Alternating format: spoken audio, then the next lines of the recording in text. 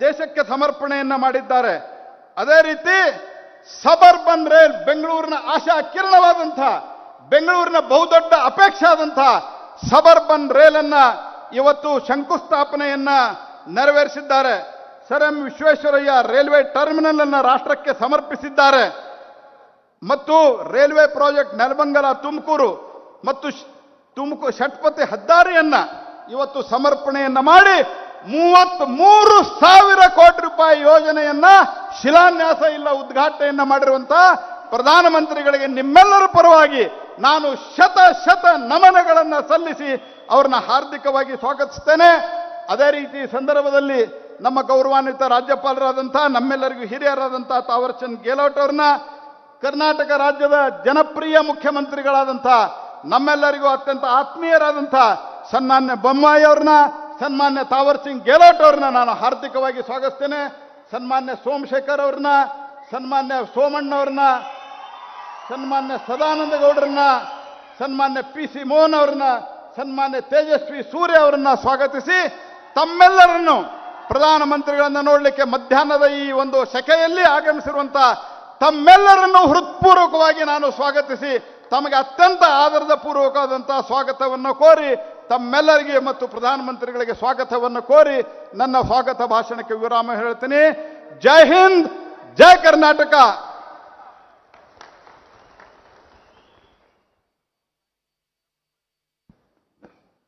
ಈ ಐತಿಹಾಸಿಕ ಸಮಾರಂಭಕ್ಕೆ ತಮ್ಮೆಲ್ಲರನ್ನ ಆದರದಿಂದ ಸ್ವಾಗತ ನುಡಿಗಳ ಮುಖೇನ ಬರಮಾಡಿಕೊಂಡಿದ್ದಾರೆ ಮಾನನೀಯ ಕೇಂದ್ರ ಸಚಿವರಾದ ಶ್ರೀ ಪ್ರಹ್ಲಾದ್ ಜೋಶಿ ಅವರು. ಅವರಿಗೆ ಧನ್ಯವಾದಗಳ ಸಮರ್ಪಣೆ. Ladies and gentlemen, under the able leadership of the Honorable Prime Minister Shri Narendra Modi, the Honorable Chief Minister of Karnataka Shri Basavaraj Bommai is striving day in and day out for the Nirman of Nava Karnataka for Nava Bharat. We request the Honorable Chief Minister of Karnataka Shri Basavaraj Bommai to address all of us. ಸ್ವಾಗತಿಸೋಣ ಸನ್ಮಾನ್ಯ ಮುಖ್ಯಮಂತ್ರಿಗಳು ಶ್ರೀ ಬಸವರಾಜ ಬೊಮ್ಮಾಯಿ ಅವರನ್ನು.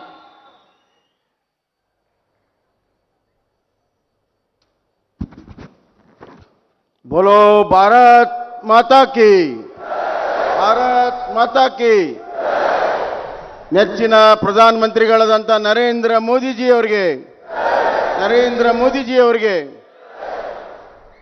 ಎಲ್ಲ ಆತ್ಮೀಯ ಬಂಧುಗಳೇ, ಇವತ್ತು ಸುಮಾರು 33,000 ಕೋಟಿ ರೂಪಾಯಿಯ ಅಭಿವೃದ್ಧಿಯ ಯೋಜನೆಗೆ ಉದ್ಘಾಟನೆ ಶಿಲಾನ್ಯಾಸ ಬಂದಿರುವಂಥ ನಮ್ಮೆಲ್ಲರ ನೆಚ್ಚಿನ ನಾಯಕರು, ಭಾರತ ಕಂಡ ಅತ್ಯಂತ ಶ್ರೇಷ್ಠ ದಕ್ಷ ಪ್ರಧಾನಮಂತ್ರಿಗಳಾದಂಥ ನರೇಂದ್ರ ಮೋದಿಜಿಯವರೇ, ಕೇಂದ್ರ ಸಚಿವರು, ಆತ್ಮೀಯರು, ಕರ್ನಾಟಕವನ್ನು ಅತ್ಯಂತ ಸಮರ್ಥವಾಗಿ ಪ್ರತಿನಿಧಿಸುವಂಥ ಸನ್ಮಾನ್ಯ ಶ್ರೀ ಪ್ರಹ್ಲಾದ್ ಜೋಶಿಜಿಯವರೇ, ಗಂತವತ್ತ ರಾಜ್ಯಪಾಲರಾದಂಥ ತಾವರ್ಚಂದ್ ಗೆಹ್ಲೋಟ್ ಅವರೇ, ಹಾಗೂ ನಮ್ಮ ಸಚಿವ ಸಂಪುಟದ ಸಹೋದರಿಗಳಾದಂಥ ವಿ ಸೋಮಣ್ಣವರೇ, ಸೋಮಶೇಖರ್ ಅವರೇ, ಹಾಗೂ ನಮ್ಮ ಹಿರಿಯರು, ಮಾರ್ಗದರ್ಶಕರು, ಹಿಂದಿನ ಮುಖ್ಯಮಂತ್ರಿಗಳಾದಂಥ ಸದಾನಂದ ಗೌಡಜಿಯವರೇ,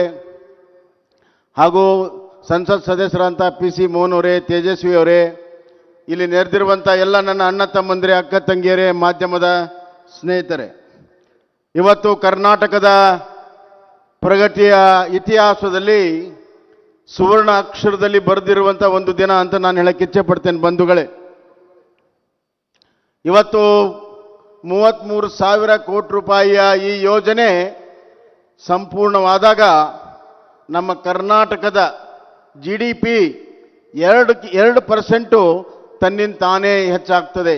ಅಷ್ಟು ಮಹತ್ವದ ಒಂದು ಯೋಜನೆ ಇದು.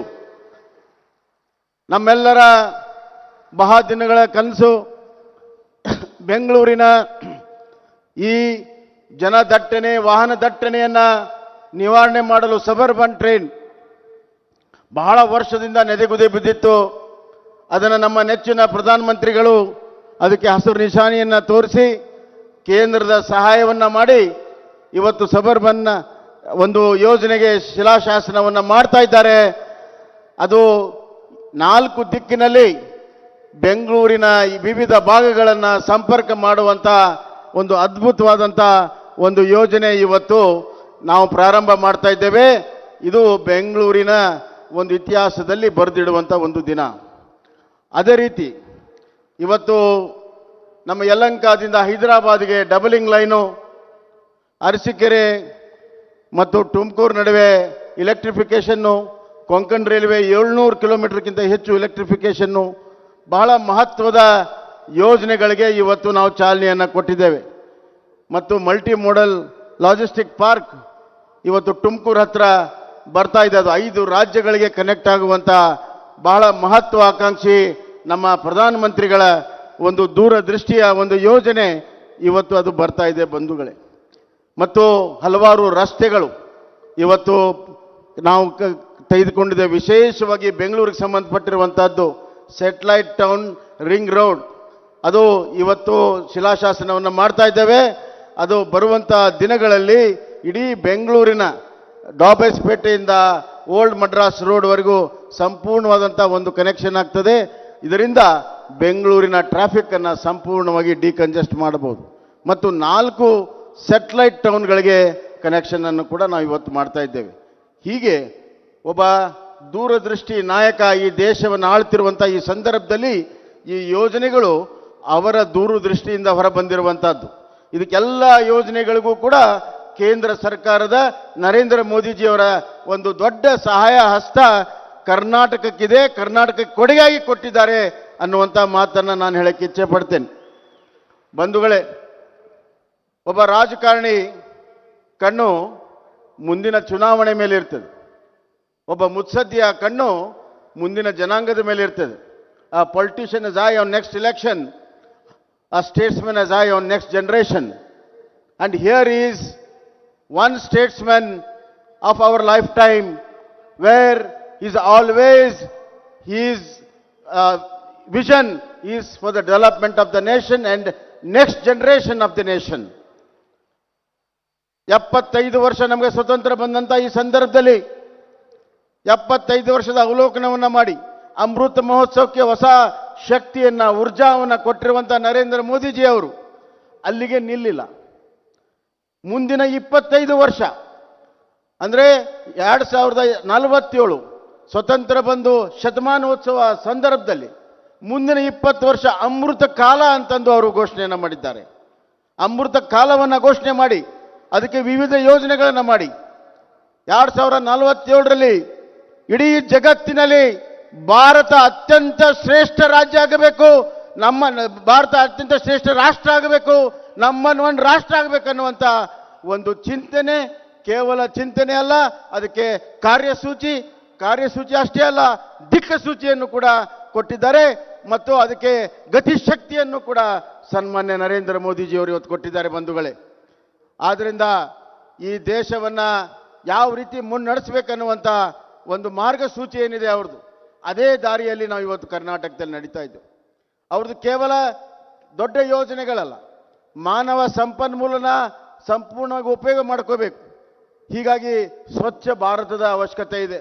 ಸ್ವಚ್ಛದಿಂದ ಆರೋಗ್ಯ, ಪ್ರತಿಯೊಬ್ಬ ನಾಗರಿಕರ ಆರೋಗ್ಯ ಸರಿ ಇರಬೇಕು ಅಂತ ಹೇಳಿ ಆಯುಷ್ಮಾನ್ ಭಾರತ್ ಅನ್ನುವಂಥ ಯೋಜನೆಯನ್ನು ಮಾಡಿದ್ದಾರೆ. ಅದೇ ರೀತಿ ಕಿಸಾನ್ ಸನ್ಮಾನ್ ಯೋಜನೆಗಳನ್ನು ಮಾಡಿದ್ದಾರೆ, ಪ್ರಧಾನಮಂತ್ರಿ ಆವಾಸ್ ಯೋಜನೆಯನ್ನು ಮಾಡಿದ್ದಾರೆ. ಬಡ ಜನರಿಗೆ ಹಲವಾರು ಯೋಜನೆಗಳನ್ನು ಇವತ್ತು ಮಾಡಿದ್ದಾರೆ. ಕರ್ನಾಟಕಕ್ಕೆ ಅವರ ಕೊಡುಗೆ ಏನು ಅಂತ ವಿರೋಧ ಪಕ್ಷದವ್ರು ಕೇಳ್ತಾ ಇದ್ದಾರೆ. ಅದಕ್ಕೆ ಇಷ್ಟೇ ಉತ್ತರ, ಪ್ರಧಾನಮಂತ್ರಿ ಕಿಸಾನ್ ಸನ್ಮಾನ್ ಯೋಜನೆಯಲ್ಲಿ ಕರ್ನಾಟಕಕ್ಕೆ 53.83 lakh farmers have been benefited by PM Kisan ಯೋಜನಾ. ಪ್ರಧಾನಮಂತ್ರಿ ಉಜ್ವಲ ಯೋಜನೆಯಲ್ಲಿ 34 lakh ಮನೆಗಳಿಗೆ ಇವತ್ತು ವಿದ್ಯುತ್ ಶಕ್ತಿಯನ್ನು ಕೊಡುವಂತಹ ಕೆಲಸವನ್ನ ಪ್ರಧಾನಮಂತ್ರಿ ಯೋಜನೆಯಿಂದ ಇವತ್ತು ನಾವು ಕರ್ನಾಟಕದಲ್ಲಿ ಮಾಡಿದ್ದೇವೆ. ಜಲ್ ಜೀವನ್ ಮಿಷನ್ನಲ್ಲಿ ಇವತ್ತು 48 ಲಕ್ಷ ಮನೆಗಳಿಗೆ ಕುಡಿಯೋ ನೀರಿನ ಒಂದು ಯೋಜನೆಯನ್ನು ಮಾಡಿದ್ದೇವೆ ಬಂಧುಗಳೇ. ಇವತ್ತುವರೆಗೂ ಹಲವಾರು ಜನ ಪ್ರಧಾನಮಂತ್ರಿಗಳಾಗಿ ಹೋಗಿದ್ದಾರೆ, ಆದರೆ ಯಾರಿಗೂ ಕೂಡ ಒಂದು ದೂರದೃಷ್ಟಿ, ಶಕ್ತಿ, ಆ ಒಂದು ಬದ್ಧತೆ ಇರಲಿಲ್ಲ. ಎಲ್ಲರ ಮನೆಗೆ ನೀರು ಕೊಡ್ತೇವೆ ಅನ್ನುವಂಥ ಧೈರ್ಯ ಇರಲಿಲ್ಲ, ಯಾಕಂದ್ರೆ ಅದು ಬಹಳ ಕಷ್ಟ ಸಾಧ್ಯ. ಆದರೆ ನಮ್ಮ ನರೇಂದ್ರ ಮೋದಿಜಿಯವರು ಸಂಕಲ್ಪವನ್ನು ಮಾಡಿ ಈ ದೇಶದ ಪ್ರತಿಯೊಬ್ಬ ಗ್ರಾಮೀಣ ಮತ್ತು ಶಹರದಲ್ಲಿರುವಂಥ ಮನೆ ಮನೆಗೆ ನೀರನ್ನು ಕೊಡ್ತೇವೆ, ಘರ್ ಘರ್ ಮೇ ಗಂಗಾ ಅಂತ ಹೇಳಿ ಜಲ್ ಜೀವನ್ ಮಿಷನ್ ಅನ್ನು ಮಾಡಿದ್ದಾರೆ. ಅದಕ್ಕೆ ಬಹಳಷ್ಟು ಇವತ್ತು ಯೋಜನೆಯನ್ನು ಮಾಡಿ ಹಣವನ್ನು ಕೊಡೋದಷ್ಟೇ ಅಲ್ಲ, ಅದಕ್ಕೆ ಯೋಜನಾಬದ್ಧವಾದಂಥ ಕಾರ್ಯಸೂಚಿಯನ್ನು ಕೂಡ ಕೊಟ್ಟಿದ್ದಾರೆ. 2024ಕ್ಕೆ ಪ್ರತಿಯೊಂದು ಮನೆಗಳಿಗೆ ನಲ್ಲಿಯಿಂದ ನೀರು ಕೊಡುವಂಥ ಯೋಜನೆಯನ್ನು ಮಾಡಿದ್ದಾರೆ. ಆ ಧೈರ್ಯವನ್ನು ತಗೊಂಡಿರುವಂಥದ್ದು ನಮ್ಮ ನರೇಂದ್ರ ಮೋದಿಜಿ ಅಂತ ಈ ಸಂದರ್ಭದಲ್ಲಿ ನಾನು ಹೇಳಕ್ಕೆ ಇಚ್ಛೆ ಪಡ್ತೇನೆ. ಅದೇ ರೀತಿ ಈಗಾಗಲೇ ಸ್ವನಿಧಿ ಯೋಜನೆ 1.54 lakh street vendors have been benefited by Swanidhi Yojane of our beloved Prime Minister Narendra Modi ji. ನಾನು ಇಷ್ಟೇ ಹೇಳ ಬಯಸ್ತೇನೆ, ಭಾರತ ಒಂದು ಹೊಸ ಒಂದು ಚಿಂತನೆಯಿಂದ ಹೊಸ ದಿಕ್ಕ ಸೂಚಿಯಲ್ಲಿ ಯಾಕೆ ಹೋಗ್ತಾ ಇದೆ ಅಂತಂದರೆ, ಒಂದೇ ಒಂದು ಉದಾಹರಣೆಯನ್ನು ಕೊಡ್ತೇನೆ. ಇವತ್ತು ನ್ಯಾಷನಲ್ ಹೈವೇ ಇಡೀ ದೇಶದಲ್ಲಿ ಪ್ರತಿ ದಿವಸ 1 ಕಿಲೋಮೀಟರ್ ಆಗೋದು ಇವತ್ತು 16-17 ಕಿಲೋಮೀಟರ್ ನ್ಯಾಷನಲ್ ಹೈವೇ ಆಗ್ತಾ ಇದೆ. ಅದೇ ರೀತಿ 415 ಹೊಸ ರೂಟ್ಗಳ ಏರ್ಪೋರ್ಟ್, ಇವತ್ತು 67 ಏರ್ಪೋರ್ಟ್ಗಳನ್ನು ಇವತ್ತು ಹೊಸದಾಗಿ ನರೇಂದ್ರ ಮೋದಿಜಿಯವರ ಸರ್ಕಾರ 8 ವರ್ಷದಲ್ಲಿ ಇವತ್ತು ಮಾಡಿದೆ. ಮತ್ತು 5 ನಗರಗಳಿಗೆ ಮೆಟ್ರೋನ ಎಕ್ಸ್ಟೆಂಡ್ ಮಾಡಿದ್ದಾರೆ. ಸಾಗರ್ ಮಾಲಾದಲ್ಲಿ 194 ಪ್ರಾಜೆಕ್ಟ್ಗಳಿಗೆ ಅನುಮೋದನೆಯನ್ನು ಕೊಟ್ಟಿದ್ದಾರೆ. ಮತ್ತು 387 596 ಹೊಸ ಮೆಡಿಕಲ್ ಕಾಲೇಜನ್ನು ನರೇಂದ್ರ ಮೋದಿಜಿಯವರು ಕೊಟ್ಟಿದ್ದಾರೆ. ಕರ್ನಾಟಕಕ್ಕೂ ಕೂಡ 4 ಹೊಸ ಮೆಡಿಕಲ್ ಕಾಲೇಜು ಅವರ ಯೋಜನೆಯಲ್ಲಿ ಇವತ್ತು ಬಂದಿದೆ ಬಂಧುಗಳೇ. ಆದ್ದರಿಂದ ನಾನು ಇಷ್ಟೇ ಹೇಳ ಬಯಸ್ತೇನೆ, ಕರ್ನಾಟಕ ನರೇಂದ್ರ ಮೋದಿಜಿಯವರ ಮಾರ್ಗದರ್ಶನದಲ್ಲಿ ಅವರ ಯೋಜನೆಗಳಿಗೆ ನಾವು ಹೆಜ್ಜೆ ಹಾಕುತ್ತಾ ನಾವು ಮುನ್ನಡೀತಾ ಇದ್ದೇವೆ.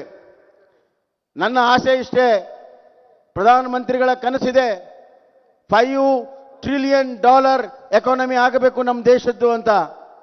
ಆ 5 ಟ್ರಿಲಿಯನ್ ಎಕಾನಮಿಯಲ್ಲಿ ಕನಿಷ್ಠ ಒಂದು 4 ಅಂಶ ಅಂದರೆ 1.2 ಟ್ರಿಲಿಯನ್ ಎಕಾನಮಿ ಕರ್ನಾಟಕದಿಂದ ಭಾರತಕ್ಕೆ ಕೊಡಬೇಕನ್ನುವಂಥ ಚಿಂತನೆ ನಮ್ಮದಾಗಿದೆ. ಕರ್ನಾಟಕ ಅತ್ಯಂತ ಪ್ರಗತಿಪರ ಇರುವಂಥ ರಾಜ್ಯ. ಅಗ್ರಿಕಲ್ಚರಲ್ಲಿ, ಮ್ಯಾನುಫ್ಯಾಕ್ಚರಿಂಗ್ನಲ್ಲಿ, ಟೆಕ್ನಾಲಜಿಯಲ್ಲಿ ಕಳೆದ 1 ವರ್ಷ 4 ಕ್ವಾರ್ಟರಲ್ಲಿ ಹೈಯೆಸ್ಟ್ FDI ಕರ್ನಾಟಕದಲ್ಲಿ ಬಂದಿದೆ. ಹೈಯೆಸ್ಟ್ ಅಗ್ರಿಕಲ್ಚರ್ ಔಟ್ಪುಟ್ ಇವತ್ತು ಕರ್ನಾಟಕದಲ್ಲಿ ಆಗ್ತಾ ಇದೆ. ಇವತ್ತು ಸ್ಟೇಟ್ ಹೈವೇಗಳು, 5 ಹೊಸ ಏರ್ಪೋರ್ಟ್ಗಳು, 3 ಬಂದರುಗಳು, ಇವೆಲ್ಲವನ್ನು ಕೂಡ ನಾವು ಮಾಡ್ತಾ ಇದ್ದೇವೆ. ರೈತರ ಮಕ್ಕಳಿಗೆ ವಿದ್ಯಾನಿಧಿಯನ್ನು ಕೊಡ್ತಾ ಇದ್ದೇವೆ. SC ST ಮಕ್ಕಳಿಗೆ ವಿಶೇಷವಾಗಿರುವಂಥ ಅನುದಾನ ಮತ್ತು ಕಾರ್ಯಕ್ರಮಗಳನ್ನು ರೂಪಿಸಿದ್ದೇವೆ. ಮಹಿಳೆಯರ ಸಬಲೀಕರಣಕ್ಕೆ ಹೆಚ್ಚು ಒತ್ತನ್ನು ಕೊಟ್ಟಿದ್ದೇವೆ. ವಿವರಕ್ಕೆ ಹೋಗೋದಿಲ್ಲ. ಆದರೆ ಒಂದೇ ಒಂದು ಮಾತನ್ನು ಹೇಳಕ್ಕೆ ಇಚ್ಛೆ ಪಡ್ತೇನೆ, ನರೇಂದ್ರ ಮೋದಿಜಿಯವರ ಆಶೀರ್ವಾದದಿಂದ ನವ ಭಾರತದ ಅವರ ಕಲ್ಪನೆಗೆ ನವ ಕರ್ನಾಟಕ ಸಾಥ್ ಕೊಡ್ತದೆ. ನಾವು ಅವ್ರ ಜೊತೆಗಿದ್ದೇವೆ. ಅವರ ಆಶೀರ್ವಾದ ನಮಗಿದ್ದರೆ ಖಂಡಿತವಾಗೂ ನವ ಕರ್ನಾಟಕದ ನಿರ್ಮಾಣ ಮಾಡುವಂಥ ಕನಸನ್ನು ನಾವು ನೆನಸು ಮಾಡ್ತೇವೆ. ನಿಮ್ಮೆಲ್ಲರ ಒಂದು ಸಹಕಾರ, ಆಶೀರ್ವಾದ ಇರಲಿ. ನಿಮ್ಮ ಆಶೀರ್ವಾದದಲ್ಲಿ ದೊಡ್ಡ ಶಕ್ತಿ ಇದೆ. ಆ ಆಶೀರ್ವಾದ ಮುಖಾಂತರ ಆ ಕನಸನ್ನು ನೆನಸು ಮಾಡ್ತೇವೆ. ಅದಕ್ಕಾಗಿ ಭಾರತ ಜನನಿಯ ತನುಜಾತೆ ಜಯ ಹೇ ಕರ್ನಾಟಕ ಮಾತೆ ಅಕ್ಷರ ಸಹ ನಾವು ಅದನ್ನು ರೂಪಿಸಿ ತೋರಿಸ್ತೇವೆ ಅನ್ನುವಂಥ ಮಾತನ್ನು ಈ ಸಂದರ್ಭದಾಗ ಹೇಳಿ ತಮ್ಮೆಲ್ಲರೂ ಕೂಡ ವಂದಿಸಿ ನನ್ನ ಮಾತನ್ನು ಮುಗಿಸ್ತೇನೆ. ಬೋಲೋ ಭಾರತ್ ಮಾತಾ ಕಿ, ಭಾರತ್ ಮಾತಾ ಕಿ. ಧನ್ಯವಾದ.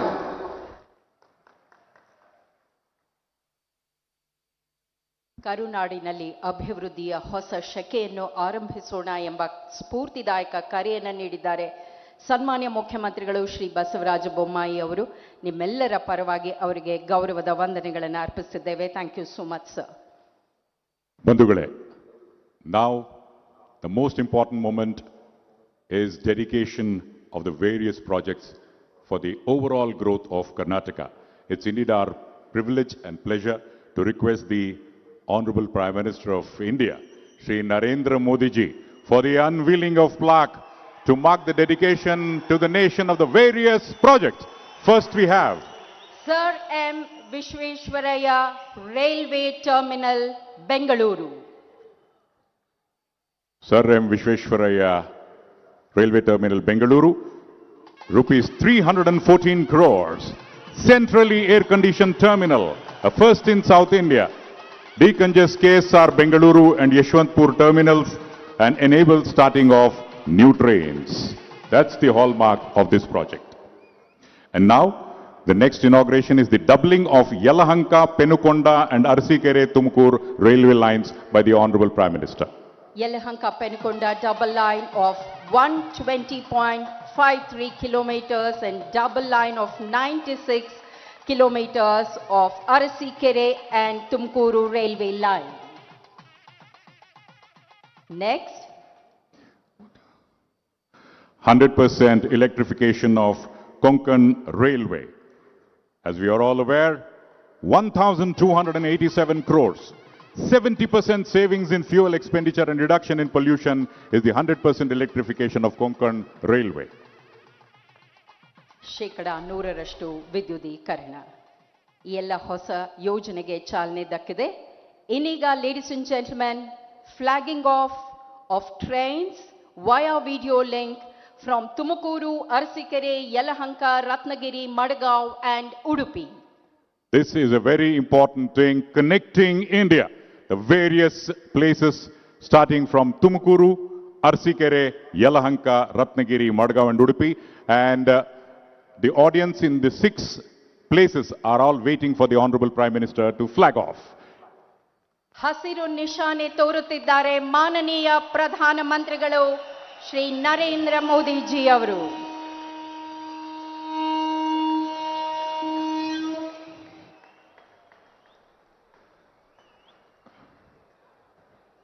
Thank you so much sir. Tumakuru, Arsikere, Yelahanka, Ratnagiri, Madgaon ಮತ್ತು Udupi. Thank you, sir. And we now. ಚಲನೆಗೊಂಡಿವೆ. And now we have the Honorable Prime Minister for unveiling of the plaque to mark the laying of the foundation stone of Bengaluru Suburban Rail Project. 15,767 crores connects Bengaluru with suburban areas and neighboring satellite towns and decongests the traffic, helps in ease of movement for citizens of Bengaluru, reduces transit time and saves a lot of man hours, and multimodal transport system. Importantly, after completion, more than 10 lakh passengers will use this facility daily. Next, Bengaluru Cantonment and Yeshwantpur Railway Station redevelopment projects. Redevelopment of Bengaluru Cantonment Station. This iconic and heritage station will be redeveloped into a world-class building, and also redevelopment of Yeshwantpur Station. And now, we request the Honorable Prime Minister and to kindly be seated as we have a screening of the short film on railway projects. ಈ railway ಯೋಜನೆಗಳ ಕುರಿತಾಗಿ ಒಂದು ಕಿರುಚಿತ್ರ ಇದೀಗ ಪರದೆಯ ಮೇಲೆ. Video, please. Indian Railways, the national transporter, is hailed as the lifeline of the nation. We not only carry passengers and goods, but also billions of dreams to their destinations. In the era of Amrit Kal, as the nation is celebrating Azadi Ka Amrit Mahotsav, under the dynamic leadership of Prime Minister Shri Narendra Modi, the development of railway infrastructure in Karnataka has received an exponential thrust. सपने कैसे सच हो सकते हैं, ये देखना हो तो आज इसका एक उत्तम उदाहरण भारतीय रेलवे भी बन रहा है.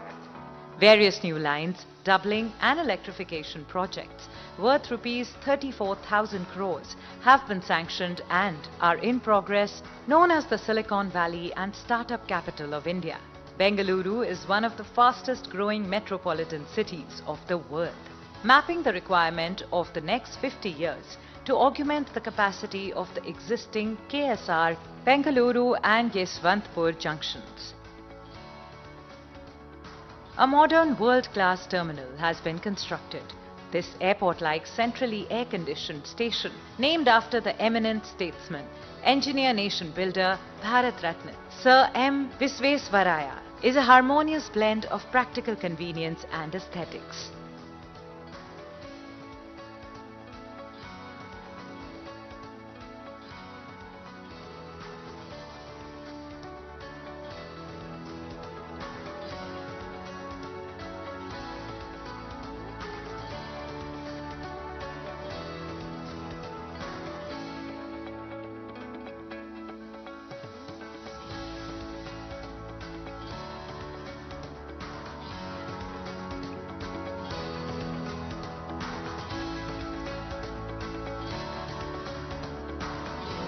The terminal sports an attractive look with monumental national flag, selfie point, beautifully landscaped garden and airport-like LED lighting.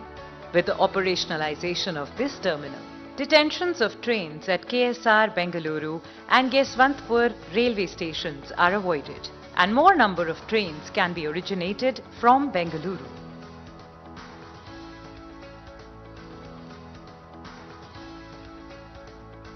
The doubling between Tumakuru and Arsikere has enhanced section capacity and will enable running of more number of passenger trains. Tumakuru hosts India's first mega food park and is an upcoming smart city. The doubling between Yelahanka, Penukonda link connecting Bengaluru and Sikandrabad. This has helped in maintaining the punctuality of commuter train services during peak hours and improved the mobility of goods trains. This will enable running of more number of MEMU train services, which will benefit daily office-going public, students, farmers, traders commuting between Penukonda to Bengaluru. To meet the needs of the future, redevelopment of Bengaluru Cantonment, one of the oldest railway stations in the city, and Yeshwantpur station, a major junction station, are being undertaken. The stations will be redeveloped into airport-like world-class, Divyang-friendly green buildings with state-of-the-art modern features enabling seamless multimodal integration. Marching on the fast track towards the mission of net zero carbon emission, Konkan Railway has accomplished the 100% electrification. This has brought significant savings in fuel expenditure along with seamless operation on electric traction on the west coast, thus enabling a pollution-free mode of transportation. Inspired by the far-sighted vision of Prime Minister Shri Narendra Modi, Railways is emerging as a forerunner in scripting a new chapter in the enhancement of convenience, comfort, connectivity and capacity for everyone. Indian Railways is on the fast track to impart Gati for the Pragati of Bharat. Bharatiya Railway, Namma Jeevanadi. That was a short film on all railway projects. And now, Bengaluru Ring Road in two different areas is now being converted into a 4-lane. We request the Honorable Prime Minister to dedicate this to the nation, the Bengaluru Ring Road in two different packages. Bengaluru Ring Road, 2 packages. Foundation stone is being laid for this.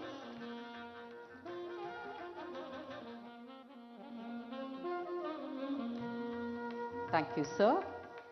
And now, 6-laning of Nelamangala Tumkur section.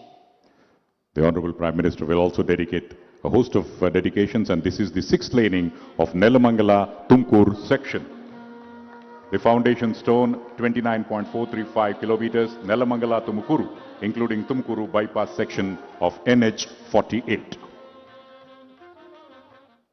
Next, widening of Panjalkatte to Charmadi section of NH 73.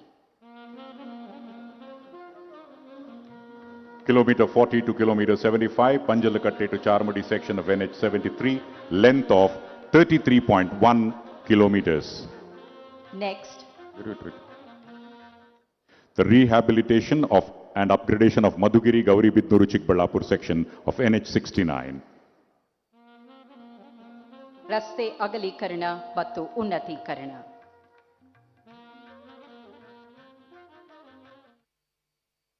Next, ladies and gentlemen, multi-modal logistics park and external trunk connectivity to multi-modal logistics park in Bengaluru. Rupees 7,231 crores, 186 kilometers length, will drive economic growth and trade competitiveness of the country, the multi-modal logistic park. Thank you, sir. And now, once again, a short film will be screened on these road projects.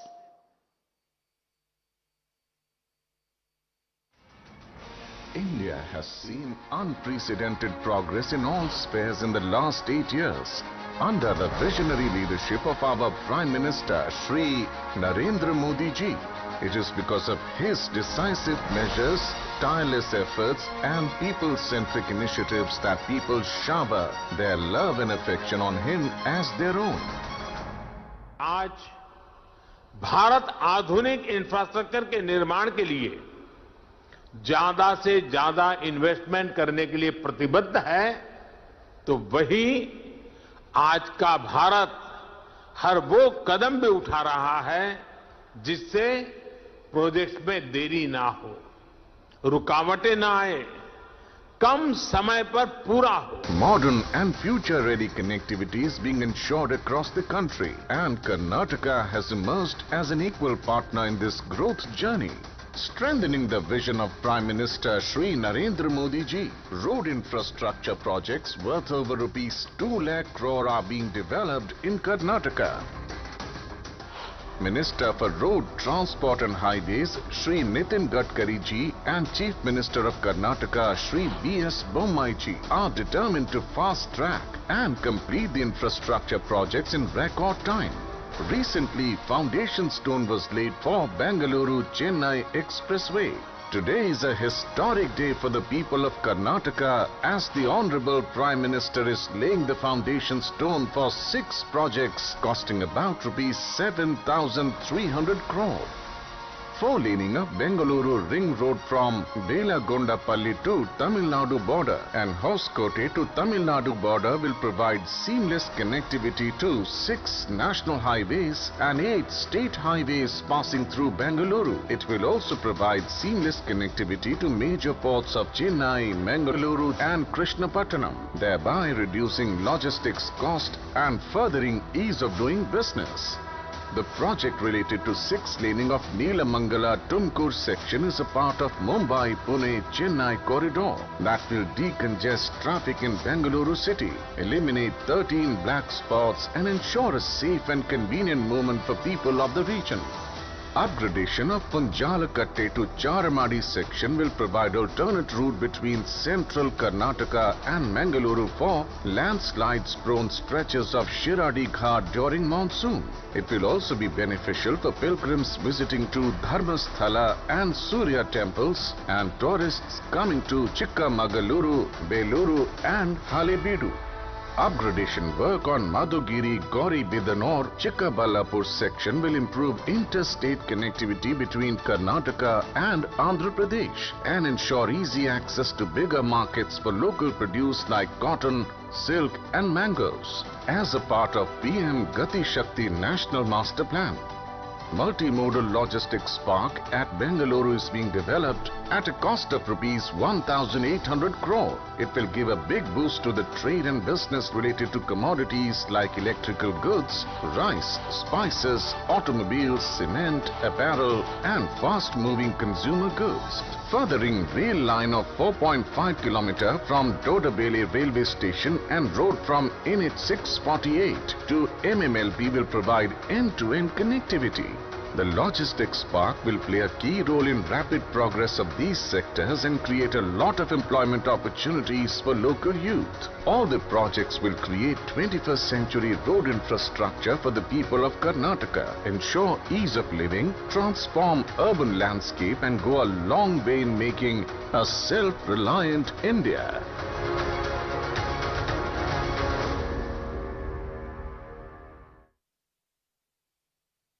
Indeed, Nava Bharat there, the heralding of a new era.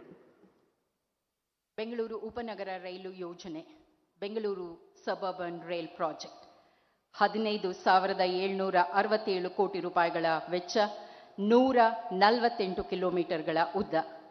ಇದನ್ನ ಸಂಭ್ರಮಿಸುವ ಸಲುವಾಗಿ ಅಂಚೆ ಇಲಾಖೆ ಒಂದು ಅಂಚೆ ಲಕೋಟೆಯನ್ನ ಹೊರತಂದಿದೆ. And now it's time for the release of postal cover on Bengaluru Suburban Rail Project. We request the Honorable Pradhan Mantri ji for the release of the postal cover via digital means in Bengaluru Suburban Rail Project, followed by a video.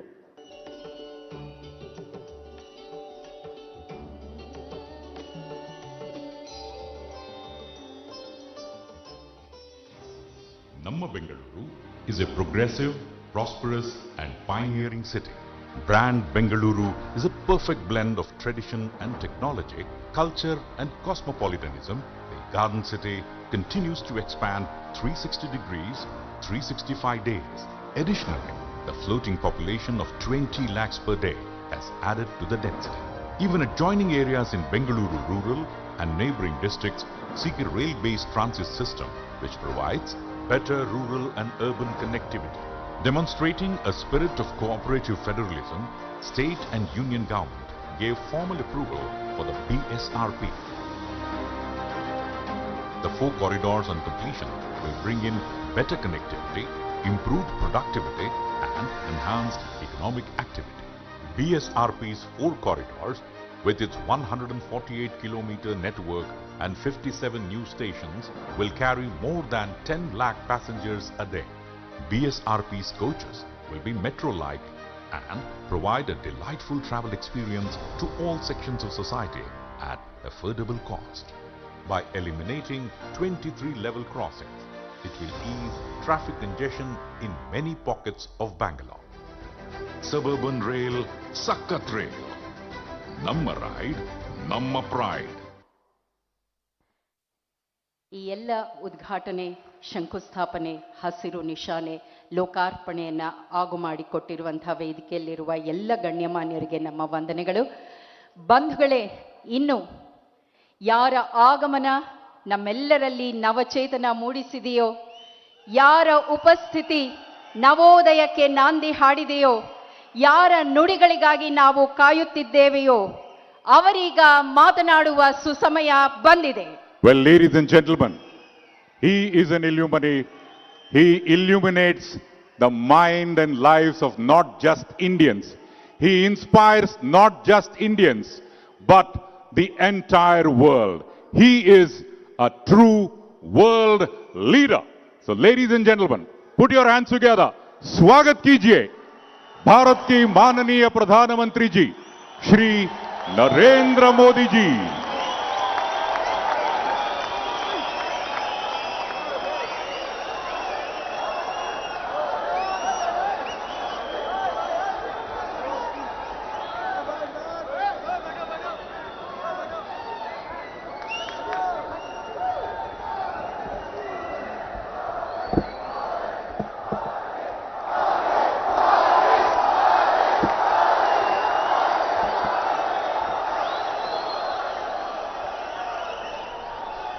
ಕರುನಾಡ ಜನತೆಗೆ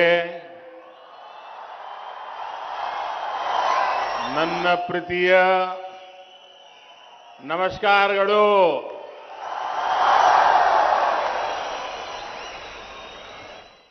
ಬೆಂಗಳೂರಿನ ಮಹಾಜನತೆಗೆ ವಿಶೇಷವಾದ ನಮಸ್ಕಾರಗಳು. ಕರ್ನಾಟಕ ರಾಜ್ಯಪದ ಪಾಲಿಗೆ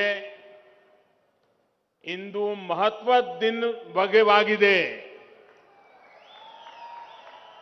ರಾಜ್ಯದಲ್ಲಿ ಹಲವಾರು ಮೂಲಭೂತ ಸೌಕರ್ಯ ಕಲ್ಪಿಸುವ ಯೋಜನೆಗಳನ್ನು ಜಾರಿಗೊಳಿಸಲು ನನಗೆ ಬಹಳ ಸಂತೋಷವಾಗುತ್ತದೆ.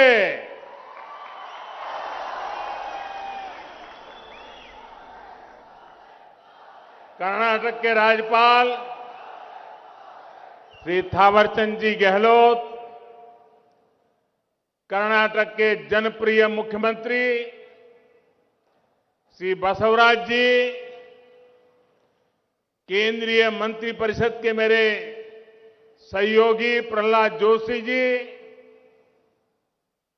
कर्नाटका सरकार के मंत्रीगण, सांसद और विधायकगण, बेंगलुरु के मेरे सभी भाई और बहनों, नमस्कार। डबल इंजन सरकार ने कर्नाटका के तेज विकास का जो भरोसा आपको दिया है, उस भरोसे के आज हम सभी एक बार फिर साक्षी बन रहे हैं। आज 27,000 करोड़ रुपए से अधिक के प्रोजेक्ट का लोकार्पण और शिलान्यास हो रहा है। ये project higher education, research, skill development, health, connectivity ऐसे कई आयामों के साथ आपकी सेवा के लिए तैयार हो रहे हैं।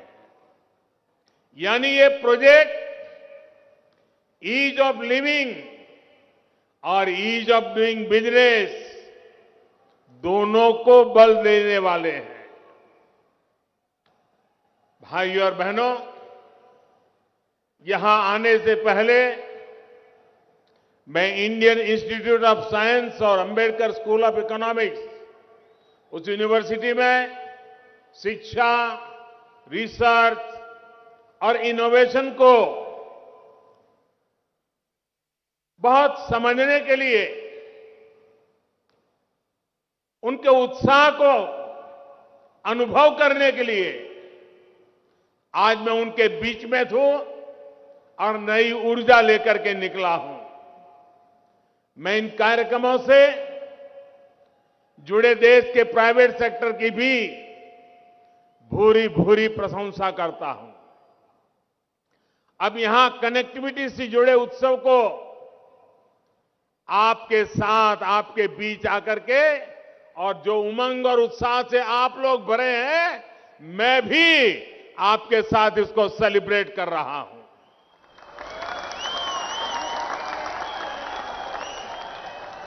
और आप सब जानते हैं, बेंगलुरु का आज का मेरा ये आखिरी कार्यक्रम है और इसके बाद मैसूरू जा रहा हूं। वहां भी कर्नाटका की इसी विकास यात्रा को गति देने का अभियान जारी रहेगा। थोड़ी देर पहले कर्नाटका में 5 नेशनल हाईवे प्रोजेक्ट और 7 रेलवे प्रोजेक्ट का शिलान्यास किया गया है। कोंकण रेलवे के 100% बिजलीकरण के महत्वपूर्ण पड़ाव के भी हम साक्षी बने हैं। ये सभी प्रोजेक्ट कर्नाटका के युवाओं, यहां के मध्यम वर्ग, हमारे किसान भाई बहन, हमारे श्रमिक भाई बहन, हमारे उद्यमियों को नई सुविधा देंगे, नए अवसर देंगे। पूरे कर्नाटका को इन विकास परियोजनाओं के लिए बहुत बहुत बधाई, बहुत बहुत शुभकामनाएं। साथियों, बेंगलुरु देश के लाखों युवाओं के लिए सपनों का शहर बन गया है। बेंगलुरु एक भारत श्रेष्ठ भारत की भावना का प्रतिबिंब है। बेंगलुरु का विकास लाखों सपनों का विकास है और इसलिए बीते 8 वर्षों में केंद्र सरकार का यह निरंतर प्रयास रहा है कि बेंगलुरु के सामर्थ्य को और बढ़ाया जाए।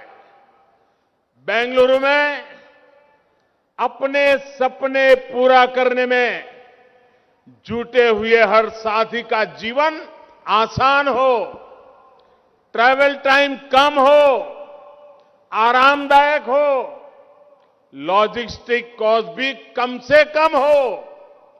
इसके लिए डबल इंजन की सरकार ने निरंतर काम किया है।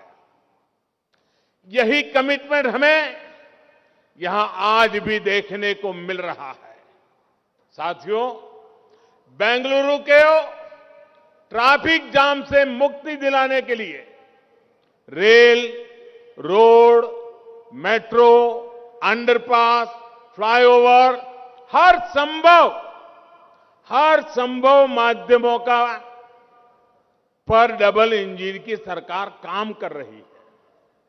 बेंगलुरु के जो सबर्बन इलाके हैं, इनको भी बेहतर कनेक्टिविटी से जोड़ने के लिए हमारी सरकार प्रतिबद्ध है। मुझे बताया गया है कि बेंगलुरु के आसपास के क्षेत्रों को रेल से कनेक्ट करने के लिए 80 के दशक से ही चर्चा चल रही है। चर्चा में 40 साल। अब बताइए क्या हाल है।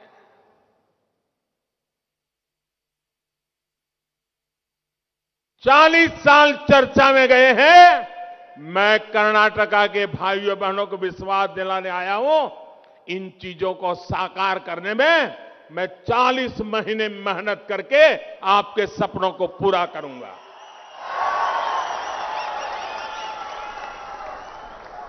आप जानकर के हैरान हो जाएंगे, 16 साल तक ये प्रोजेक्ट फाइलों में लड़खड़ाते रहे।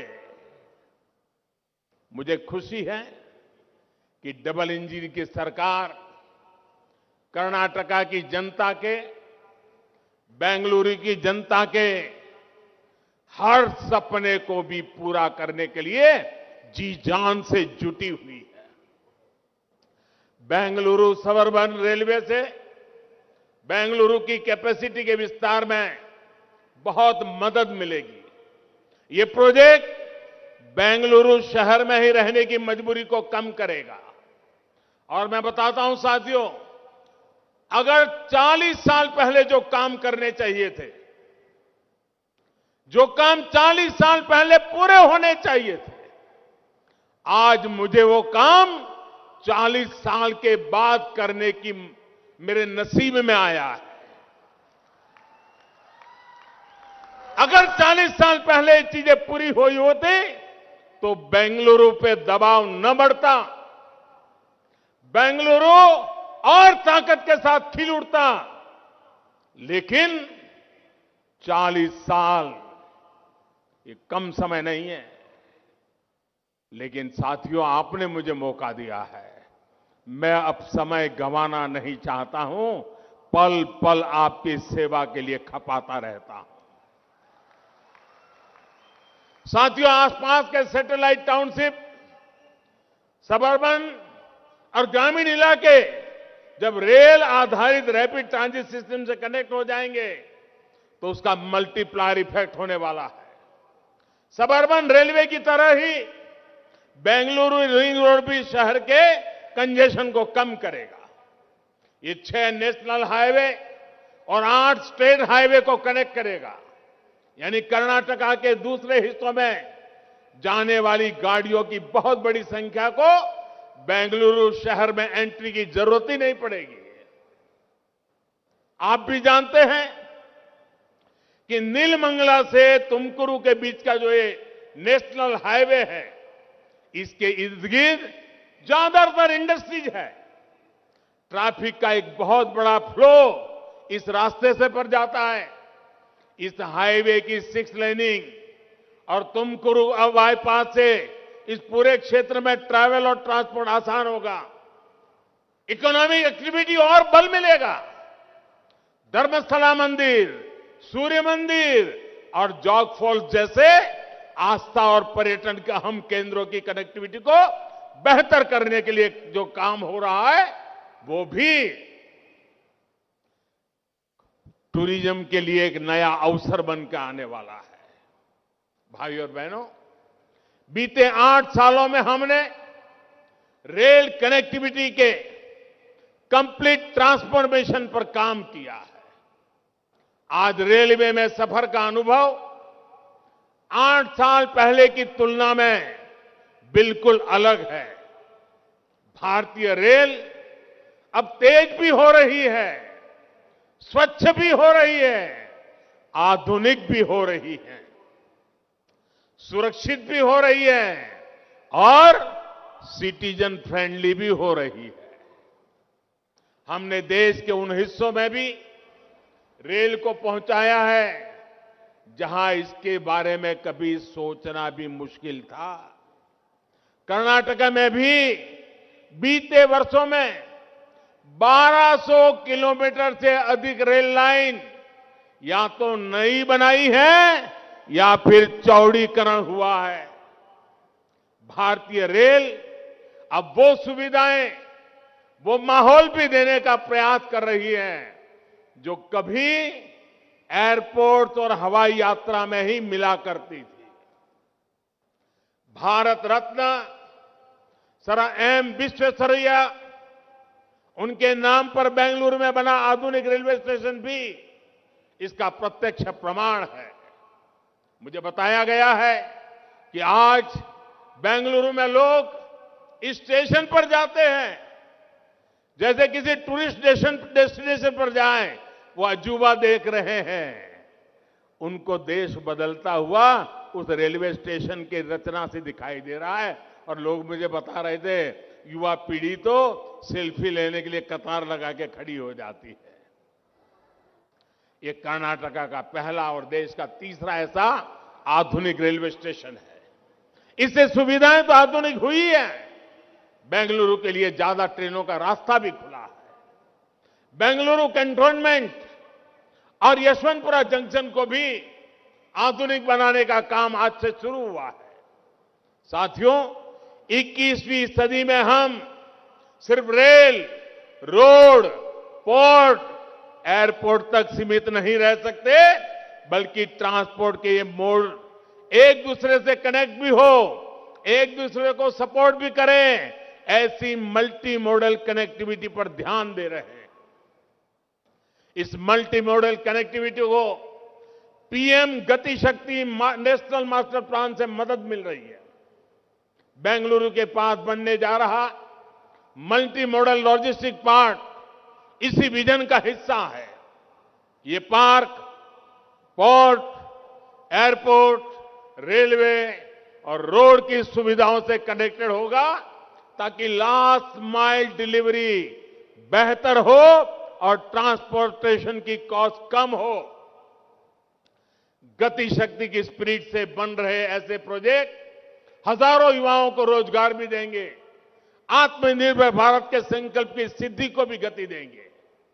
बहनों और भाइयों, बेंगलुरु की सक्सेस स्टोरी 21वीं सदी के भारत को आत्मनिर्भर भारत बनाने के लिए प्रेरित करती है। इस शहर ने दिखाया है कि एंटरप्रेन्योरशिप को, इनोवेशन को, प्राइवेट सेक्टर को, देश के युवाओं को असली सामर्थ्य दिखाने का अवसर देने से कितना बड़ा प्रभाव पैदा होता है। कोरोना के समय में बेंगलुरु में बैठे हमारे युवाओं ने पूरी दुनिया को संभालने में मदद की है।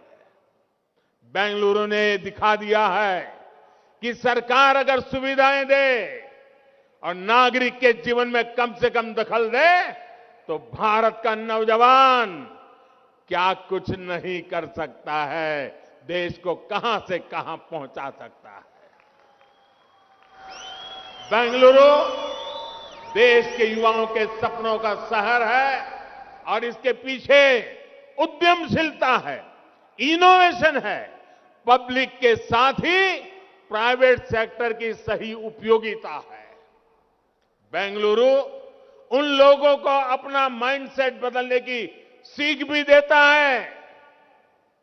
बेंगलुरु की ताकत देखिए, ये उन लोगों को अपना माइंडसेट बदलने की भी सीख देता है जो अभी भी भारत के प्राइवेट सेक्टर को, प्राइवेट एंटरप्राइज को भद्दे शब्दों से उसको संबोधित करते हैं।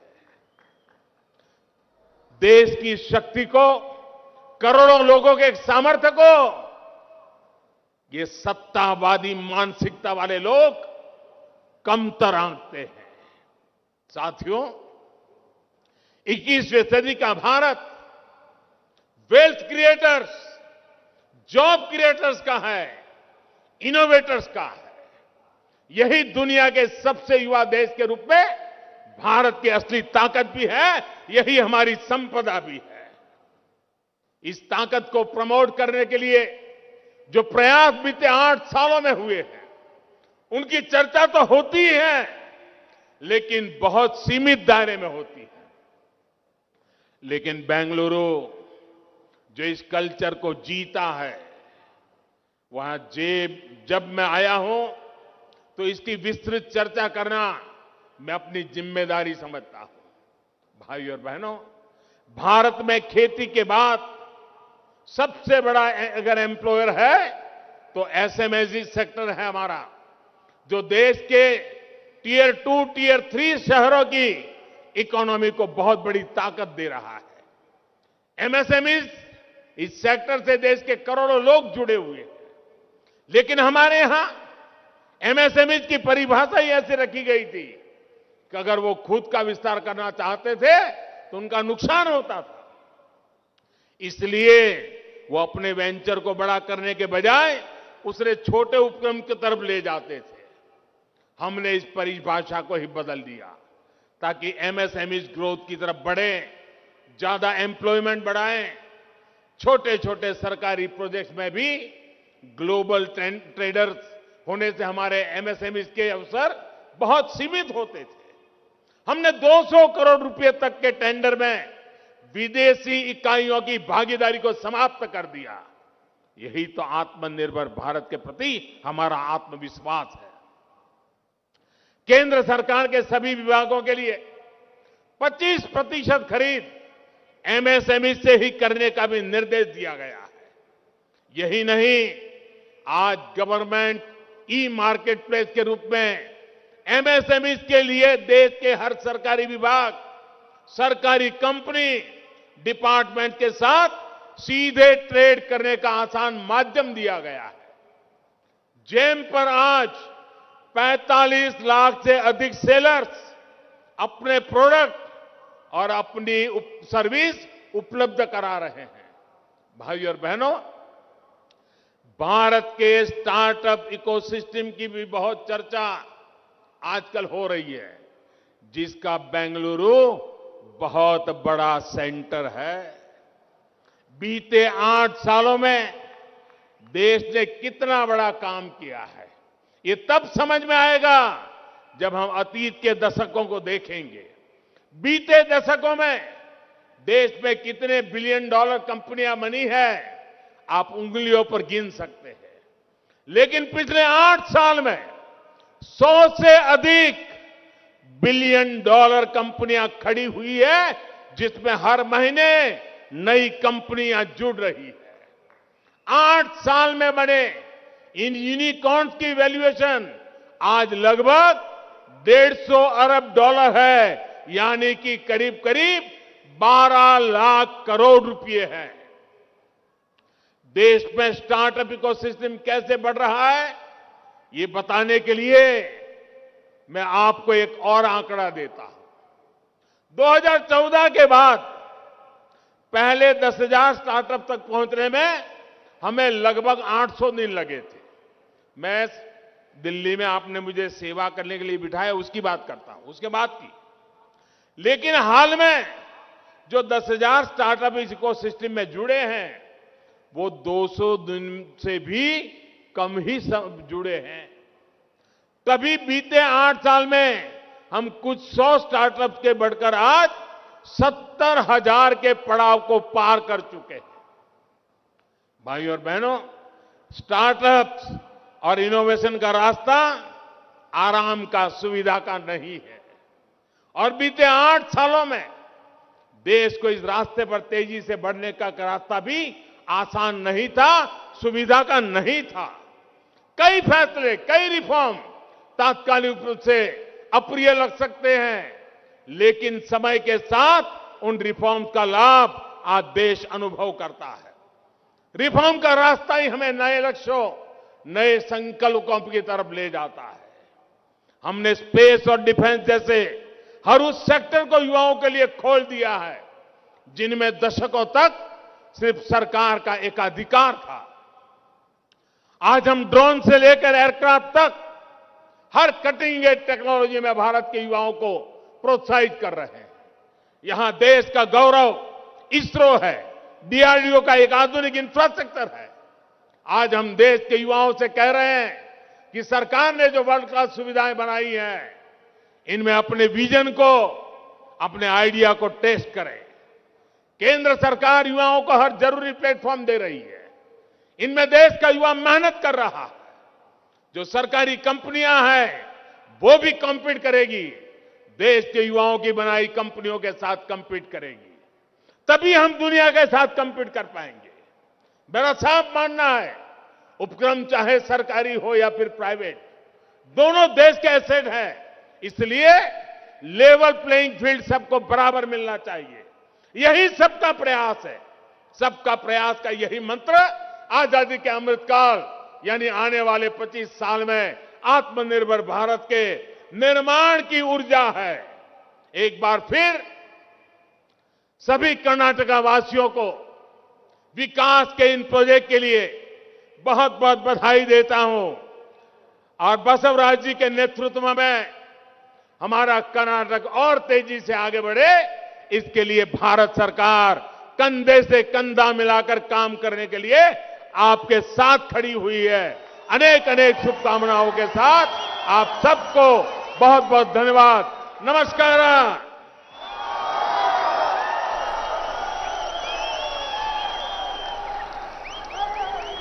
For the overall development of Karnataka, the Honorable Prime Minister has assured all of us that he is with us for the overall development of Karnataka. Let's give a round of applause and thank the Honorable Prime Minister of India, Shri Narendra Modi ji.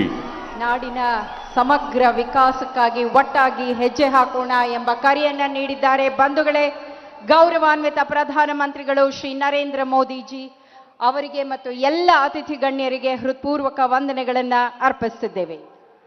ಈ ಕಾರ್ಯಕ್ರಮದಲ್ಲಿ ಭಾಗವಹಿಸಿದ್ದ ನಿಮ್ಮೆಲ್ಲರಿಗೂ ಅನಂತ ಅನಂತ ವಂದನೆಗಳು. ಹಾಗೇನೆ ಮಾಧ್ಯಮ ಸ್ನೇಹಿತರು ಅಪಾರ ಸಂಖ್ಯೆಯಲ್ಲಿ ನೆರೆದಿದ್ದೀರಿ, ತಮಗೆಲ್ಲರಿಗೂ ಸಹ ವಂದನೆಗಳೊಂದಿಗೆ ಕಾರ್ಯಕ್ರಮವನ್ನು ಮುಗಿಸ್ತಾ ಇದ್ದೀವಿ. All of you. तो ये आप देख रहे थे प्रधानमंत्री नरेंद्र मोदी ने अपने 2 दिन के बेंगलुरु कर्नाटक दौरे के पहले दिन बेंगलुरु में 27,000 करोड़ रुपए की योजनाओं के शिलान्यास और उद्घाटन किया। इस मौके पर लोगों को संबोधित करते हुए प्रधानमंत्री मोदी ने कहा कि ये योजनाएं ईज ऑफ डूइंग बिजनेस और ईज ऑफ लिविंग दोनों को बढ़ावा देंगी।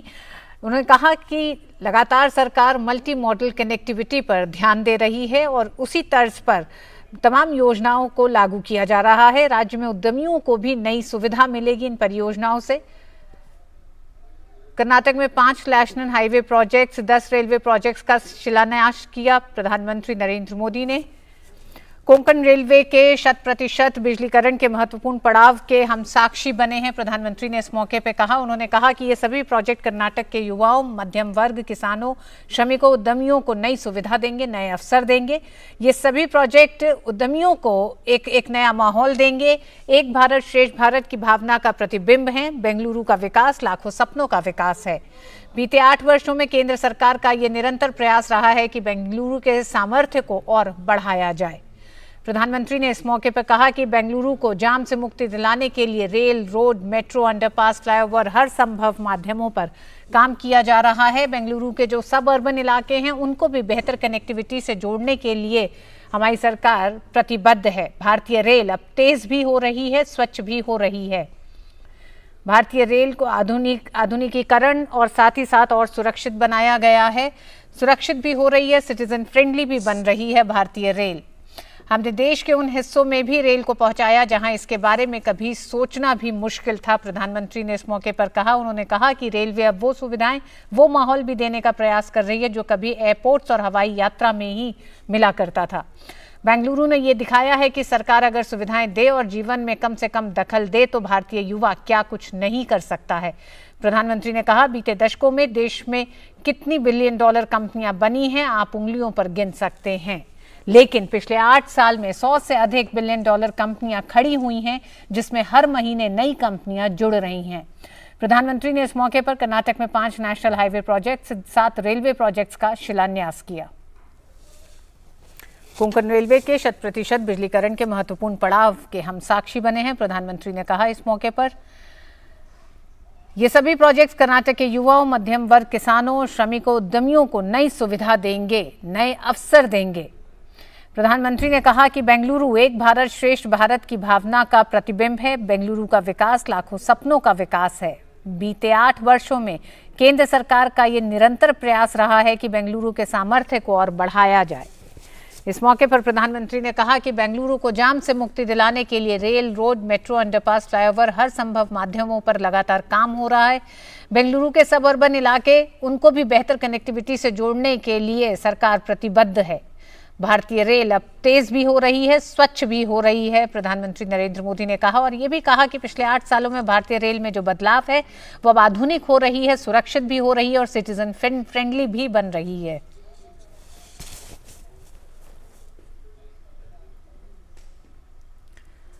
प्रधानमंत्री नरेंद्र मोदी आज से कर्नाटक के 2 दिन के दौरे पर हैं। आज पहले दिन प्रधानमंत्री जब बेंगलुरु पहुंचे तो उनका लोगों ने जोरदार स्वागत किया। प्रधानमंत्री ने भी खुले दिल से उनका अभिवादन स्वीकार किया।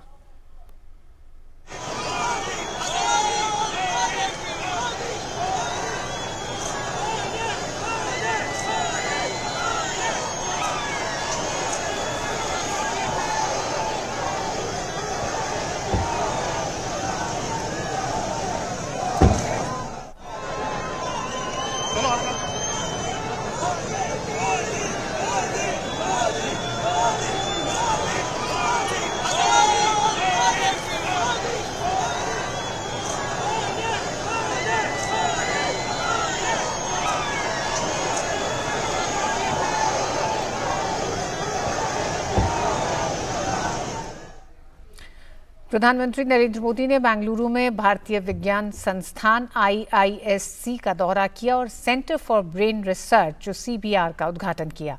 यहां उन्होंने 832 बिस्तर वाले बागची पार्थसारथी मल्टी स्पेशलिटी अस्पताल की आधारशिला भी रखी।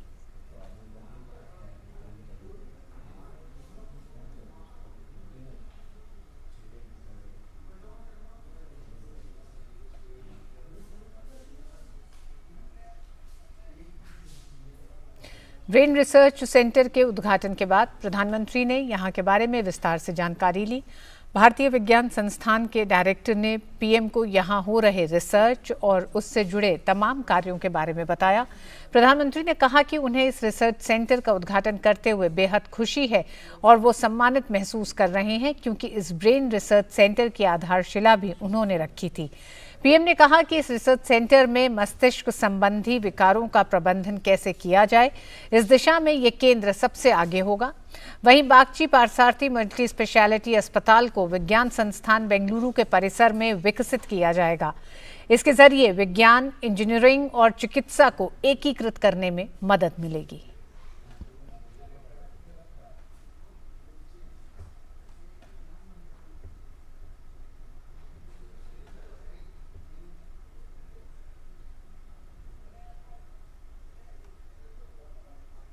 पीएम ने बेंगलुरु में doctor BR Ambedkar school of economics base Bengaluru का दौरा किया और यहां डॉक्टर अम्बेडकर की विशाल प्रतिमा का अनावरण किया।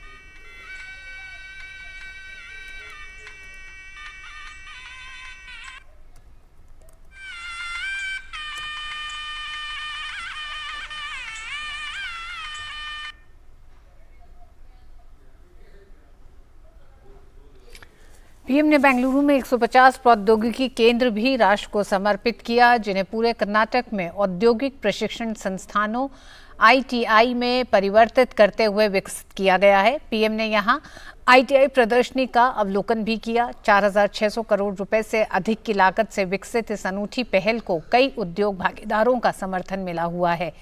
इसका उद्देश्य उद्योग 4.0 जनशक्ति की जरूरतों को पूरा करने के लिए एक कुशल कार्यबल का निर्माण करना है।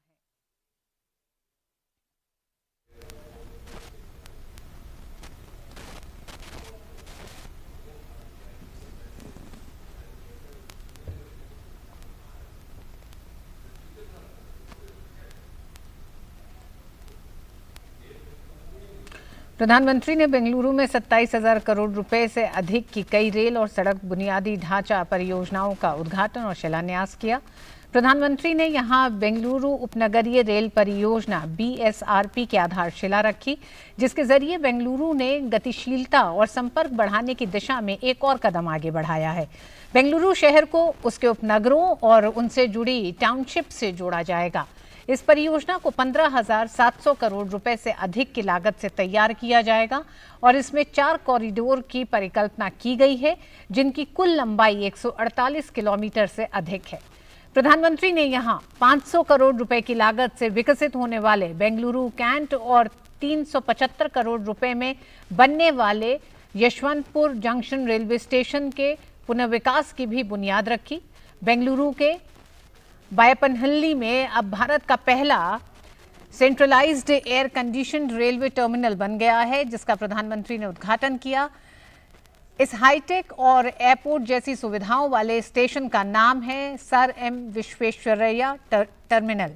4,200 वर्ग मीटर में तैयार रेलवे टर्मिनल को बनाने में 314 करोड़ रुपए की लागत आई है। प्रधानमंत्री ने उडुपी, मडगांव और रत्नागिरी से इलेक्ट्रिक ट्रेनों का शुभारंभ किया। 100% विद्युतीकरण के इस कोंकण रेलवे लाइन में 1280 करोड़ से अधिक की लागत आई है। इसके अलावा प्रधानमंत्री ने 2 रेलवे लाइनों के दोहरीकरण की परियोजनाओं अरसीकेरे से तुमकुरू और येलहंका से पेनुकोंडा के लिए यात्री ट्रेनों और MEMU सेवा को हरी झंडी दिखाई। इन 2 रेलवे लाइन दोहरीकरण परियोजनाओं को क्रमशः 750 करोड़ रुपए और 1100 करोड़ रुपए से अधिक की लागत से विकसित किया गया है। कार्यक्रम के दौरान प्रधानमंत्री बेंगलुरु रिंग रोड परियोजना के 2 खंडों की आधारशिला भी रखी। 2,280 करोड़ रुपए से अधिक की लागत से विकसित होने वाली इस परियोजनाओं से शहर में यातायात की भीड़ को कम करने में मदद मिलेगी। इसके अलावा प्रधानमंत्री ने कई अन्य सड़क परियोजनाओं जैसे NH48 के नीलामंगला तुमकुर खंड को 6 लेन का बनाना, NH73 के पुंजा कलकत्ते चारमाडी खंड का चौड़ीकरण, NH69 के एक खंड का पुनर्वास और उन्नयन का भी शिलान्यास किया। प्रधानमंत्री ने लगभग 1800 करोड़ रुपए की लागत से बेंगलुरु से लगभग 40 किलोमीटर दूर मुदलिंगनहल्ली में विकसित किए जा रहे मल्टी मॉडल लॉजिस्टिक्स पार्क की आधारशिला भी रखी। इसके जरिए परिवहन, हैंडलिंग और माल ढुलाई लागत को कम करने में मदद मिलेगी।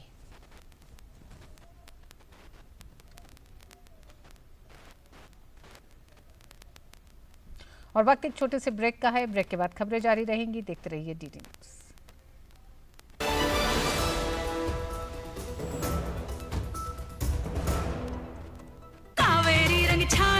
खुशियों से मन गायो, कावेरी रंग छायो। कावेरी मेहंदी कोन हाथों पर उतरे प्यार के गहरे रंग। लहलहाती फसल, भरे पूरे खेत खलिहान, हर किसान का बस यही अरमान। लेकिन प्रकृति पर किसका जोर? कभी बारिश, कभी बिजली, कभी ओला, कभी सूखा, तो कभी कीट पतंग का प्रकोप कर दे नुकसान कमर तोड़। भैया खेती में तो जोखम रहता ही है, अब क्या करें? अब प्रकृति का कोनो उपाय है का? प्रकृति का तो नहीं, मगर नुकसान का उपाय है। अच्छा? हाँ, AIC से फसल बीमा। फसल बीमा? मतलब मामूली सा प्रीमियम दो और बड़ी चिंता से मुक्ति पाओ। AIC से अपनी जरूरत अनुसार कोई फसल बीमा चुने, जैसे प्रधानमंत्री फसल बीमा योजना। बुआई से लेके कटाई तक प्राकृतिक आपदा से सुरक्षित रहे किसान, भरपाई हो पूरी अगर फसल का हो नुकसान। जब AIC का है साथ तो ना डर ना फिक्र की बात। Agricultural insurance company of India limited. AIC। चल भाई, झुमके बदली कराने हैं।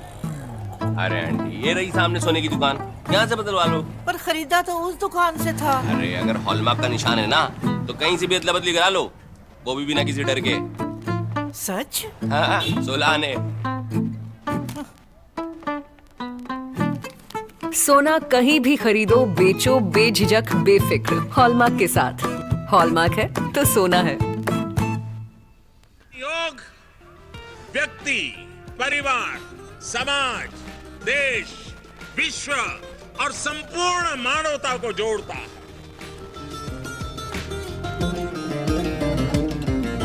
भारत का उपहार है, योग रोग पे प्रहार है। आपदा की हार है, योग तो पालनहार है। देश देश का पथ दर्शन, अंतर मन का नव सर्जन। विश्व एक परिवार ने योग को किया है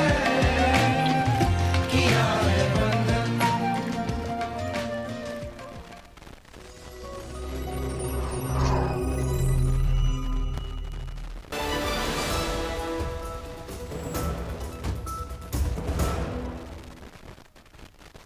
कर्नाटक की सांस्कृतिक राजधानी कहे जाने वाले मैसूर में 21 जून को अंतर्राष्ट्रीय योग दिवस के अवसर पर प्रधानमंत्री नरेंद्र मोदी के आगमन की तैयारियां लगभग पूरी हो गई हैं। मैसूर पैलेस में योग दिवस के अवसर पर भव्य आयोजन होना है, जिसमें प्रधानमंत्री हिस्सा लेंगे। सोमवार 20 जून को प्रधानमंत्री मोदी मैसूरू के महाराजा कॉलेज ग्राउंड में एक सार्वजनिक समारोह में मैसूरू और नागनहल्ली रेलवे स्टेशन पर उप शहरी यातायात के लिए कोचिंग टर्मिनल की आधारशिला रखेंगे, जिसे 480 करोड़ रुपए से अधिक की लागत से विकसित किया जाएगा। कोचिंग टर्मिनल में एक मेमू शेड भी होगा और मौजूदा मैसूर यार्ड से भीड़भाड़ कम होगी, जिससे मैसूर से अधिक मेमू ट्रेन सेवाओं और लंबी दूरी की ट्रेनों को चलाने में सुविधा होगी, जिससे क्षेत्र की कनेक्टिविटी और पर्यटन क्षमता दोनों में सुधार होगा। इससे दैनिक यात्रियों के साथ साथ लंबी दूरी के गंतव्यों की यात्रा करने वालों को भी लाभ होगा। ये जो 480 करोड़ रुपए की लागत से नया कोचिंग कॉम्प्लेक्स का प्रोजेक्ट स्वीकृत हुआ है, जिसमें मैसूरू और नागनहल्ली को मिला के एक नया कोचिंग कॉम्प्लेक्स बनाया जाएगा। इसमें काफ़ी सारी सुविधाएं मैसूर स्टेशन में आएंगी और नागनहल्ली में भी आएंगी। मेनली मैसूर में 3 प्लेटफॉर्म, स्टेबलिंग लाइन, पिट लाइन मेंटेनेंस के लिए, और नागनहल्ली में भी एक प्लेटफॉर्म, स्टेबलिंग लाइन और एक मेमू शेड की स्थापना होगी। इससे मेमू चलाने में आसानी होगी, मेंटेनेंस होगी नागनहल्ली में, और मैसूर में जो मौजूदा कंजेशन है वो कंजेशन खत्म होगा और फ्यूचर की डिमांड को देखते हुए हम अपने आप को तैयार करेंगे। प्रकृति की गोद में बसे मैसूर में पर्यटकों की आवाजाही बहुत ही ज्यादा है। कोचिंग टर्मिनल के निर्माण से मैसूरू रेलवे स्टेशन को 3 अतिरिक्त प्लेटफॉर्म मिलेंगे, जिससे ट्रेनों की आवाजाही बढ़ेगी और मुसाफिरों को मैसूर रेलवे स्टेशन पहुंचने में बहुत ही सहूलियत मिलेगी। कार्यक्रम के दौरान प्रधानमंत्री अखिल भारतीय भाषण और श्रवण संस्थान AIISH में संचार विकार से युक्त दिव्यांगों के लिए एक उत्कृष्टता केंद्र भी राष्ट्र को समर्पित करेंगे। ये अत्याधुनिक प्रयोगशालाओं और संचार विकारों युक्त दिव्यांगों के लिए निदान, मूल्यांकन और पुनर्वास सुविधाओं से सुसज्जित है। इसके बाद प्रधानमंत्री मोदी मैसूरू के सुत्तूर मठ पहुंचेंगे, जहां वो मठ में बने 450 कमरों वाले छात्रावास का उद्घाटन करेंगे। आपको बता दें कि प्रधानमंत्री पहले भी 2 बार मैसूरू के सुत्तूर मठ आ चुके हैं। June 21st, being International Yoga Day, Prime Minister is arriving at Mysore to take part in that program, and his presence at the event of Sri Suttur Math on 28th June is extremely gratifying. Sri Modi ji ceaselessly working very hard to build strong India, for which he has sacrificed all that he could. देर शाम प्रधानमंत्री मैसूरू के श्री चामुंडेश्वरी मंदिर पहुंचेंगे, जहां वो मंदिर में पूजा कर मां चामुंडेश्वरी के दर्शन करेंगे। भारत का प्रधानमंत्री ये पहली बार आता है, बहुत खुशी है। और आने के बाद अंदर माता को दर्शन करता है, ये आता है उसके नाम से अर्चना करता है, संकल्प करके बहुत भारत राष्ट्र का संकल्प करता है।